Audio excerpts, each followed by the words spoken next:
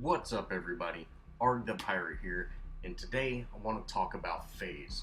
First, let's talk about her deck. Phase is the first support that I do not start with Circlet of Health. Circlet of Health is an amazing card, especially in the early game, but with Phase's kit, a healing potion and a health token are plenty to keep you and your ADC alive. I find it very easy to stay in lane with Phase, and sometimes see myself not going back until I already have 6 points to get my ward and start my Circlet of Health. Although not having a ward down can be tricky, Phase allows the ADC to be out of position and still be safe. This is just a very quick overlook of my deck. First, I start out with my Magnus Ward, just to get vision on the field. Then I get my healing token and my health potion. Next, I'll come down, depending on my points, and either get my Lord's Ward or both my Lord's Ward and Circlet of Health. After I complete my Circlet of Health, I'll come down and get Overflowing Gifts or Quenching Scales, whichever I feel I need at the time. I like to get Overflowing Gifts first because it is active at just the 5 points instead of 7, but it depends on how you feel. Since the time to kill should be fairly slow, I think going with Quenching Scales after Overflowing Gifts is okay. Both of my actives are then followed up by a 6-point Gift of the Rains, and then I will go ahead and get my Overflowing Gifts, start working on my health, and get that bonus regen going. After that, I will either get my 7-point Savage Remedy or my Tempered Plate. Really just depends on how aggressive their team's playing. And then after that, get my Tomb Barrier, and that's pretty much it. Just upgrade your Gift of the Rains and you're going to be fine. I see a lot of people using Cast Converter. Cast Converter is a great card, but I have a few issues with it. The first being, you have to have damage to activate the card. Now, Phase is a back lane support, so you should position yourself behind your team, even behind the ADC, so you can actually pull him out. You know, maybe not a whole lot behind him, but a little ways. And so you should not be taking a whole lot of damage. There's been times where I need some damage to actually use a health potion, so I'll go hit a jungle camp to get a little damage so I can use it. But Cast Converter is the same way, except you really need it for that team fight. Another issue I have with Cast Converter is its mana and mana regen. And with Phase, besides those early levels, once you get your Circlet of Health online, you never need more mana. Especially with her ult, she fills up with mana anytime she needs it. She really does not, she is not a mana heavy hero. Alright, let's talk positioning. Now, Phase is a backlane support, so she needs to be behind her team. Right now, what I'm doing is I'm just trying to get this Greystone out of here. I don't want him, getting his experience or getting any last hits. I'm just kind of letting them know, hey, we're going to punish you for this. And same right here. I've got vision on the map, so I'm not too worried about being ganked right now. I see a lot of new Phase players play her more like a frontline support, maybe like a Narbash or something like that. Phase has, pretty awful CC. Her root's decent, but compared to most other supports, she doesn't have a whole lot to offer. Her blind's great, but it doesn't keep the enemies from moving. Same with, her root. Unless you actually root the person, you don't really keep them from moving. And a hero like Greystone is tricky to root because he has his jump. Right here, I'm able to play a lot more aggressive than I normally would because we do have 2 wards on the map. I don't have any vision on their jungler, but I know he's not coming from the river. So that is good. And if you see right here, hey, I'm kind of worried something's going on, so I back way up so I can pull our Revenant if I need to. I'm a big believer in giving the support the gold buff. I'm solo queue, so you know this Revenant might be kind of salty that I did that, but that's okay. Um, I believe that hey, if you're going to leave your farm to get the gold buff and you lose 2 or 3 minions, it's almost not even worth it. But by allowing me to go over there, hey, I can grab it right away, and you're not losing farm. We're actually gaining farm by me. Right now, I'm in a very good position. I can see the fog wall, I can see behind the tower. You know, the only thing that I'm lacking is behind us, but you know, that's okay. So I'm thinking, hey, we might be able to get a kill on this Greystone. I go ahead and slow him down, and then boom. As soon as I do, their Chimera shows up. Now, I'm starting to back, but their Greystone's not going to be able to help on this. And, you know, hey, our Revenant was able to secure this kill, which is great. I am able to get myself back up to 3/4 health and top our Revenant, but I am close to being out of mana. I've probably only got enough for maybe a pull and an energy lance. So I'm just going to hang out. Stay a little further away from Rev, so maybe I can pull him out if I need to. Keep eyes on things. I do have 3 points, but I would rather be aggressive with this tower than go back and get a ward. Right here, we go into the tower to do a little damage. Now, as phase, I'm only doing like 20 damage to a tower, so I'm really not doing anything. But as soon as I see their Greystone, I back, just in case I need to pull Revenant out. Now, I'm going to leave him in there as long as I can, because I don't want to pull him. I want him to make his own decisions. Now, right here, hey, let's get some damage on Greystone. We're able to do a little poke, but, you know, Greystone's pretty tanky, and we haven't gone back yet. Right here, the idea I have is, hey, let's keep this pressure on Greystone. I see, hey, I'm out of mana. I back up because I have very little offer, and I want to avoid a gank. We no longer have wards up, so I'm just going to stay back, you know, and make sure that, hey, you know, our ADC stays alive. We are able to down the tower. Not quite 6 minutes. It's a little faster than I like. I would rather the ADC farm a little more, but that's okay. He goes ahead and secures the second gold buff, and I'm going to go back to top off on mana and grab my ward. Since we did down our tower, I rotate to our off lane, and our steal is getting very low when they're in our tower. I tried to pull him out. Our Revenant walked right in front of me. I ended up tethering him and pulling him, but that's okay. Our steal did get out.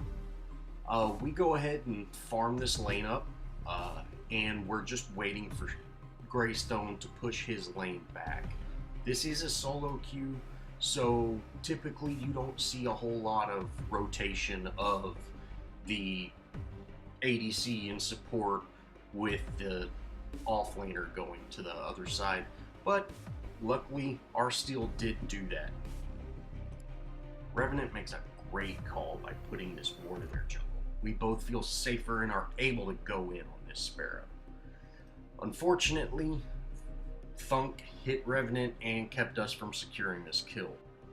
By positioning myself in the back and keeping an eye on the map, I'm able to see their Chimera coming up. I then position myself to get ready for a pull, and then Revenant is still able to be aggressive, but be completely safe. Here, I'm hoping to get a pick on Sparrow, but she ended up getting out. No big deal. Me and Revenant are retreating here. We've had a lot of pressure there. We're kind of outstaying our welcome. I go and put a ward up, and I'm able to de-ward.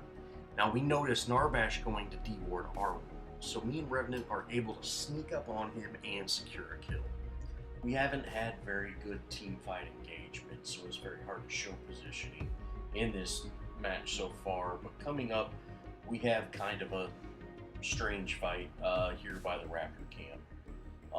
I'm going to put a ward down. We have a couple of wards, and I notice, hey, look, it looks like they're collapsing over here. go ahead and get a tether on Revenant. I'm thinking he's going to run, and everybody just kind of goes in. So I come over here. I want to blind everybody. Narvash is hitting his ultimate. I'm pulling them out, and if you see, I'm staying in the fight even though I'm about to die because I am the support. I need to keep support. I want to keep that link on Revenant. I'm not really sure where he's going, so I just keep that link on. And luckily, I was the only person to die in that fight. After the team fight, my team managed to get Orb Prime. We're pushing down safe lane, me, Revenant, and Chimera. We end up going in on this Narvash. I ult just so we can close the distance on him and secure this kill. I'm able to pull Chimera out of the tower. Unfortunately, he went back in, and then our Revenant followed him up, and both of them ended up dying. I tried to pull the Revenant out, but it was just too late. Now it's just me and Bellica in the safe lane with our wave of minions. Greystone comes in. I'm not having it. I want Bellica to get out. I go ahead and pull her, blind him, and we're able to run. Going against Greystone is never a good thing. If he's a damage build, he does a lot of damage. If he's a tank build, no one can kill him. It's best just to retreat and, go ahead and get everything situated, especially with our ADC and Chimera down. After making sure Bellica was retreating, I go over to help out Steel. He's got Shimby and Sparrow on him, and he's probably not going to be able to secure a kill, and it's very possible he's not going to live through this. I go ahead and link him and instantly blind. Now that blind was not necessarily for the blind effect, it was to boost that region. I'm able to get him out of there. Quenching Scales, we just top off with health. I just want to make sure we're able to live. Our Steel said he would be right back, but he actually ended up turning around and heading back towards the enemy tower. I wasn't exactly sure what he was doing, so I just kind of circled around and headed that way, just so I could make sure that he survived. Because at this point in the game, staggered deaths are really critical, and especially with our tank being out, that could be a game-costing death. Luckily, Steel was able to secure that tower. I went ahead and collapsed on that side, hooked up with Revenant, and we started pushing this lane. I'm a big fan of slow pushing, but like I said, in solo queue, not everybody is, on the same page. Everybody wants to push instead of slow pushing, and that could just really cost games. Our right side tower is actually being collapsed on, and our Chimera ended up going down. But our Bellica and Steel were right there, and they actually managed to clean that up while me and Revenant stayed in the off lane and were able to actually get down to this inhib and push it. I did have the option of recalling and going over there, but our Revenant is pushed up very far by himself, and I think staying with him is a better call, especially since we end up getting this inhib. But besides that, we had our tank going over there, we had our caster going over there, and we had our jungler going over there. If they couldn't just secure that tower or that inhib, something is very wrong. And having a support go over there to slow and blind people is not worth it. Getting this inhib, definitely. As this match wraps up, I'd just like to talk about a few observations and points that I've made about FaZe. I currently have her 20,000 away from level 9, so I've spent quite a bit of time with her. And I also am full support with her. I don't do damage. I think the whole energy lance with Tainted Magic is just pure garbage, and even though it's very strong. I really do not agree with that playstyle, and I really hope Epic change. As far as the timer on her blind, I agree. I think it could be reduced by about half a second. Kwong is the only other hero with CC as long as hers, which is actually 3.25 on his root. But, you know, his takes a lot more skill to use, so I can kind of see, but I also don't truly see her blind as a true CC because, you know, in a team fight, you're typically hooked to the ADC, except for if you're playing with the Revenant, of course. And at the same time, if you are hooked to the tank or whatever, it's not keeping that blind is not keeping anybody from doing damage. And if you are hooked to the tank, you're going to blind a handful of people, but, you know, anybody with a lock-on or something like that is going to absolutely destroy the ADC because they're not hooked to their support. I also think the range on her Lance and her Link could be reduced a little bit, but very little. I'm thinking 10 to 15%, because without those two abilities, I think it would really affect her in such a bad way no one would be able to play her anymore. She doesn't really have a whole lot of escape other than her root. Which her root stops her from running. So that pull, you're able to pull the ADC and either run or pull him and root while he runs. You know, a blind can help, but if they know the direction you're running, they're just going to stay with you until they're able to actually get you. You know, I've found especially in solo queue, the only time a blind is really good is when you're by yourself, because you can blind somebody and then make a 90-degree turn and run away. When you're with the ADC and you blind somebody, the ADC runs in a straight line, so you as the support have to follow. As this is my first video, I'm still learning how to actually create content that works well with others, and I hope to improve on my, you know, hey, this is how I play this character skills and how I present them to y'all. If you did enjoy this video, hey, give me some love. You know, I do this for fun. I love video games. I've played all types of video games for my entire life. You know, I started out on the Atari, and you know, I strictly am doing this for fun. So, you know, if any of y'all want me to make more videos, you know, hey, let me know. Thanks for watching, guys, and I'll talk to y'all later.